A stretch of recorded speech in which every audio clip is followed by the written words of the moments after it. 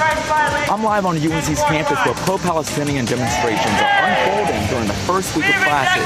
Ahead, their call to action to administrators and from U.S. leaders. This year, you could have better updates on your child's school bus. How Wake County Schools plans to let you know if they're running behind. Then, a fight to make ballot selfies legal. We explain a new lawsuit and the history behind the state ban. This fall-like weather isn't here to stay. We'll time out when temperatures climb where you live. Right now, a few dozen pro-Palestinian protesters are gathered on UNC's campus, holding up signs and chanting. Thanks for joining us. I'm Ashley Rowe. And I'm Dan Haggerty. We saw a lot of these protests, you'll probably remember, back in May, right at the end of the school year as things were coming to a close. Well, now the students are back on campus, and they're back at it with the demonstrations. WRAL's Aaron Thomas joining us live from Chapel Hill. Aaron, how's it going out there? Yeah, so Dan, these demonstrations have been going on for the past hour or so right in front of the South Building. This is where the administrators are housed, and everything has been civil for the most part. Now, they've been handing out these flyers that I have in my hand.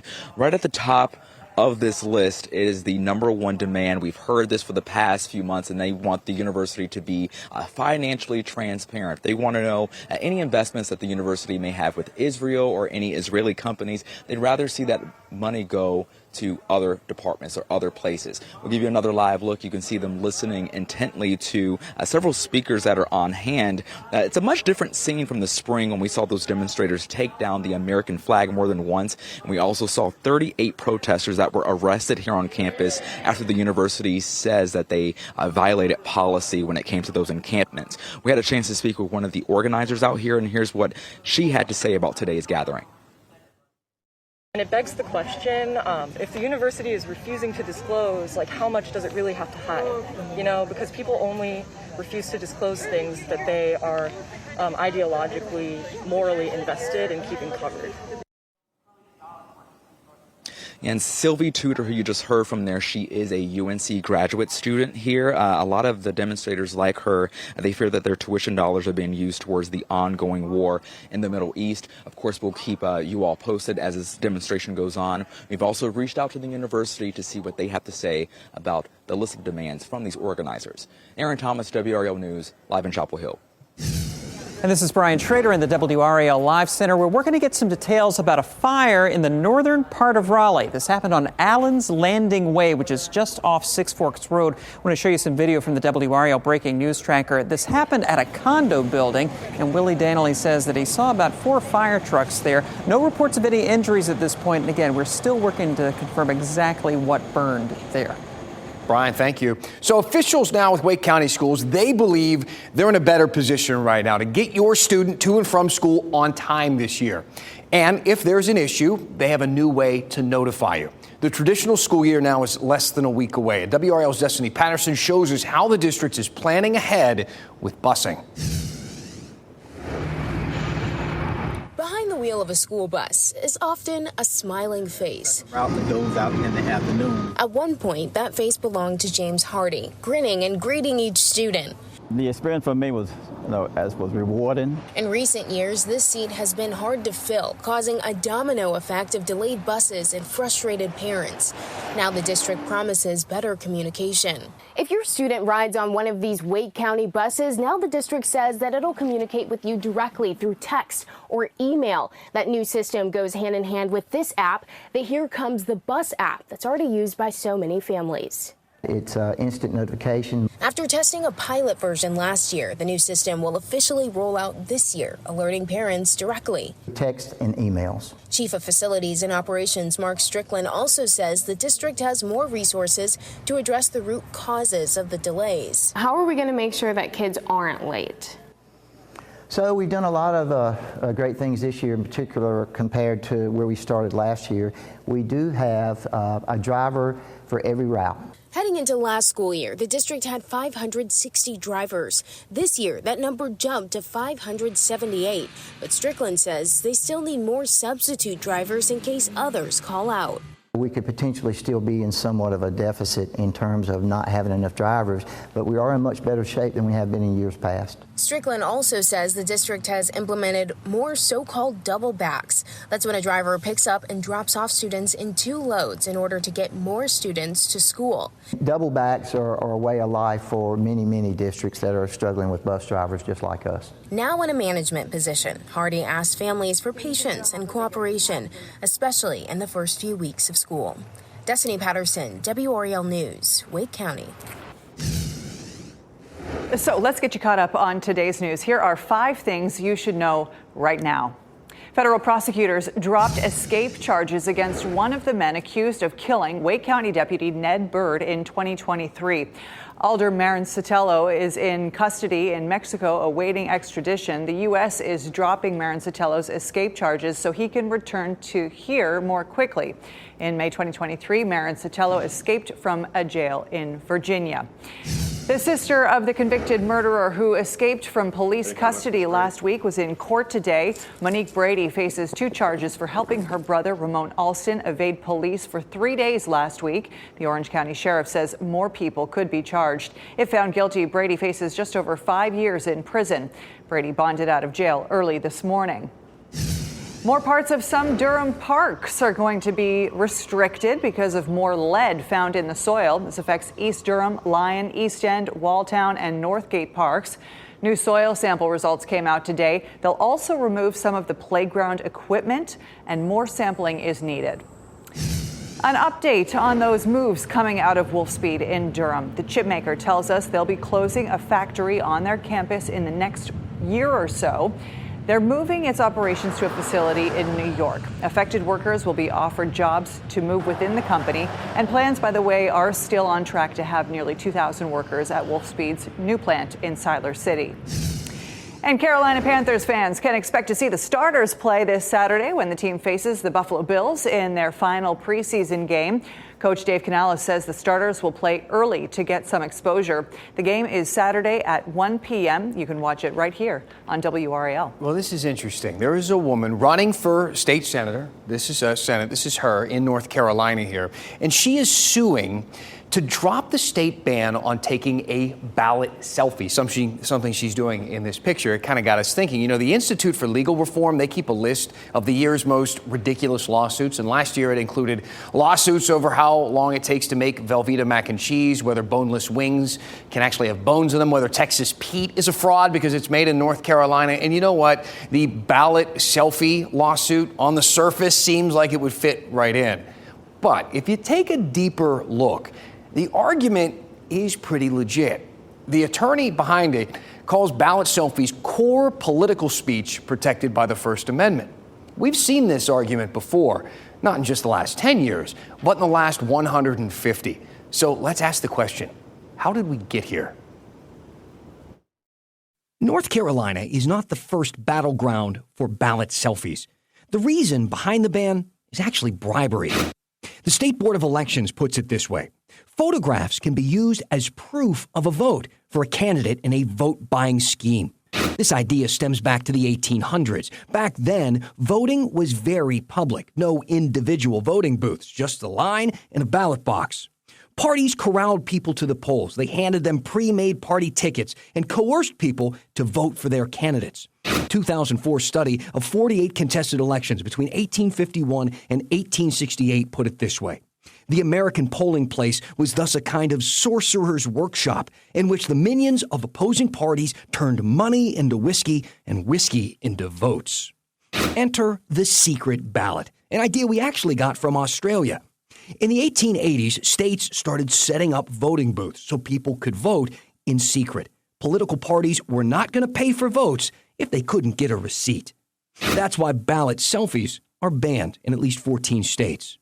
But what about the other states, the ones that do allow pictures at the polls? Take New Hampshire. The ACLU challenged a law there banning ballot selfies, and it went all the way to the U.S. Supreme Court. Even Snapchat filed a brief in the case, and I think you can guess where they stand. The ACLU won. The ballot selfies are allowed in New Hampshire. When asked about bribery, their attorney said this. The state should investigate and try to prosecute vote bribery and voter coercion, rather than enact a law that sweeps within its scope protected speech that has nothing to do with vote bribery. And that's how we got here. And we will see where it goes, this lawsuit in North Carolina. But in a time when election security is so prevalent in the political conversation, consider this. This is an excerpt from a 2016 editorial on voting bribery in Kentucky. It reads, "It is unwise to claim that corruption of elections never takes place. The risk, of course, is that the public concludes that these exceptional cases describe not exceptional cases, but the whole. And for that assumption, there is no evidence at all." One of the highlights of the Paris Olympics has ties to our area. Sammy Sullivan won bronze with the U.S. women's rugby team, the first in Team USA history. Up next, she joins us here on WRAL News at 7 to talk about her roots in Fayetteville and the U.S. Army. Kat? And you got to enjoy this while you can. We know it's not going to last. After all, it is still August. To have a closer look at the differences you'll notice each day as we progress throughout the weekend. Coming up.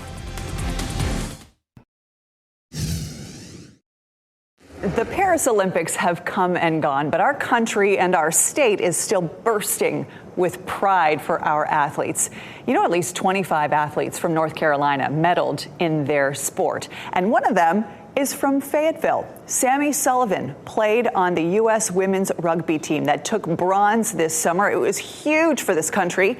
She graduated from Jack Britt High School, went to West Point, and holds the rank of Army Captain, a 12A engineer officer. She's got a major presence on social media, as you will soon see, and she joins us right now.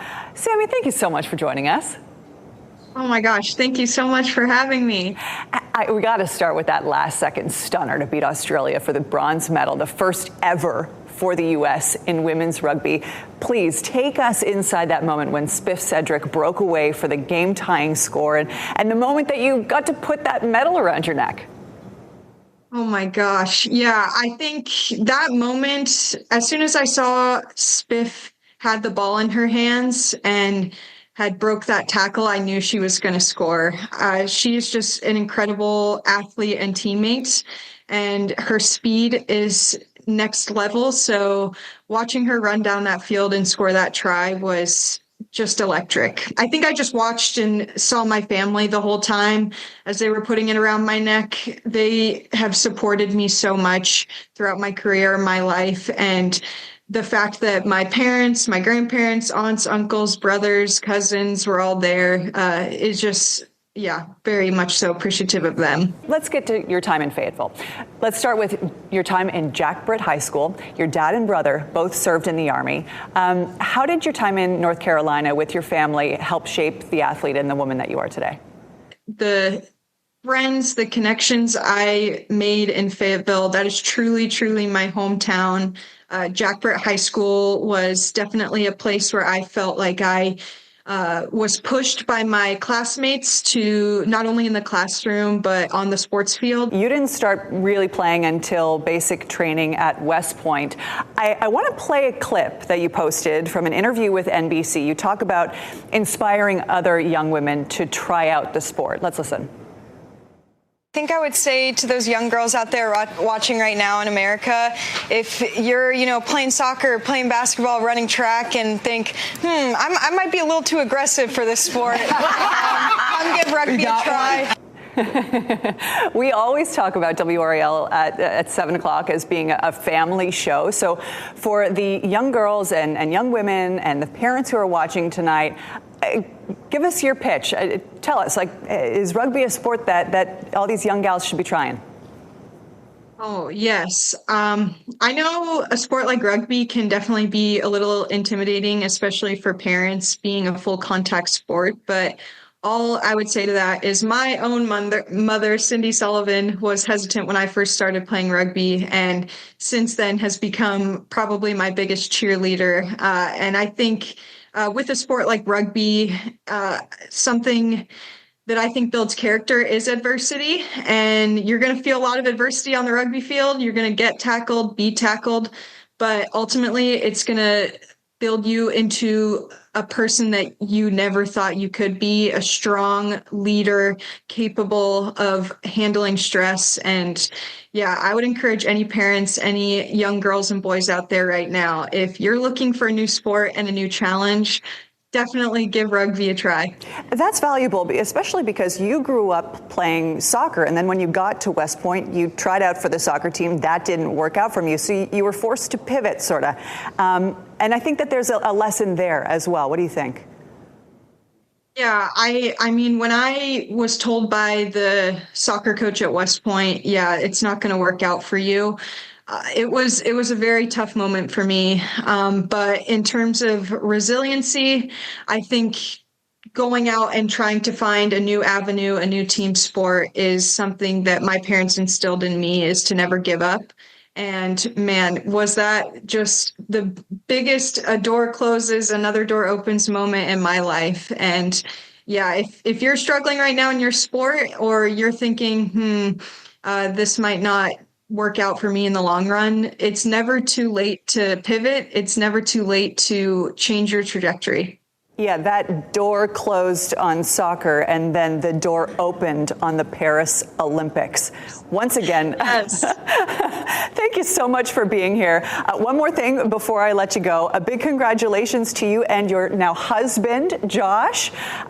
If you don't know, viewer, Sammy couldn't stick around for the closing ceremonies in Paris because she got married in San Diego. What an experience. What a whirlwind from Paris Olympics bronze medal to getting married. So congratulations on so many fronts. And again, thanks for being here.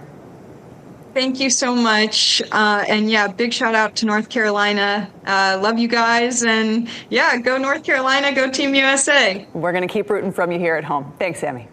Thank you. She's had a decent couple of months, hasn't she? Oh, yeah. You looked inspired. Do you think it's too late for your rugby career? I would have some work to do. I think I need to hit up the gym for like a minimum of 3 hours a day to make that happen. But I don't know. I'm petite. Maybe it could be a unexpected advantage. You never know. You have some good weather to do some outdoor workouts. Oh, yeah. It'll be good for that this week. 52 tomorrow morning in Roxborough. I mean, it just doesn't get much better than this in August. 56 in Goldsboro, 59 in Fayetteville, 57 degrees in Raleigh. It's going to be a beautiful, crisp start to the morning tomorrow. You've got 2 of them left in the 50s. That is it for quite some time. 83 is or I should say 83 is the high tomorrow. Getting ahead of myself there with this fall weather. Mostly cloudy tomorrow. We are going to see an increase in cloud cover moving in from the east. This is going to be thick upper level clouds that fill in across the area tomorrow.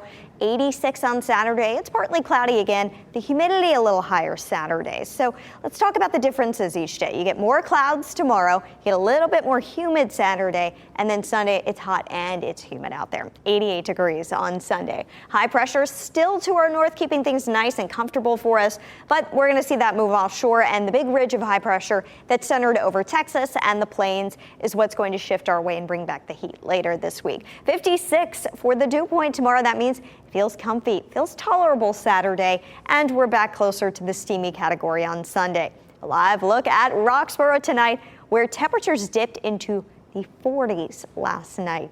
It is hard to believe it. 72 there right now with a nice comfortable dew point of 55, clear skies. It's a great night for a fire once again.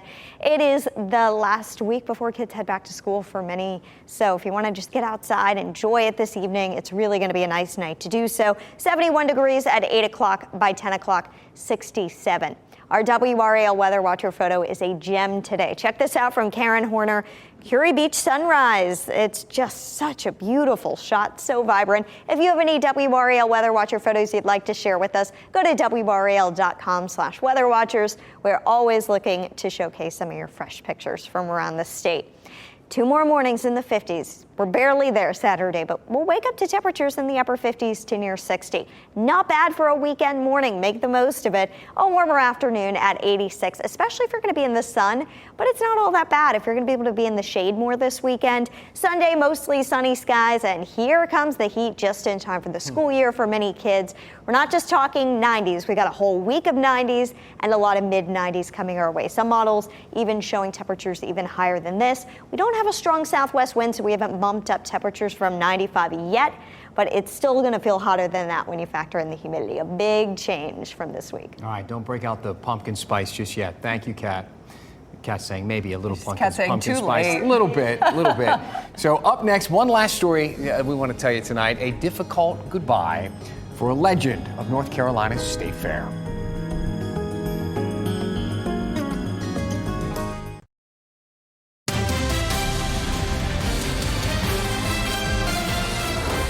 Durham is trying out new e-bikes and scooters to ride around town. These are the models from Spin and Veo. We've seen these before in other places, going up and down the street as people visit downtown. Durham has had a program since 2019, so this would be an expansion. You can find more about the rules and pricing for these bikes and scooters on the Durham City website. So one last thing for you tonight. You watch the news and we often report on celebrities passing. We run very nice obituary pieces and we reflect on an artist or a politician who made their mark on the world. Well, tonight we want to honor the life of a local celebrity, someone who made her mark in North Carolina. At the very least,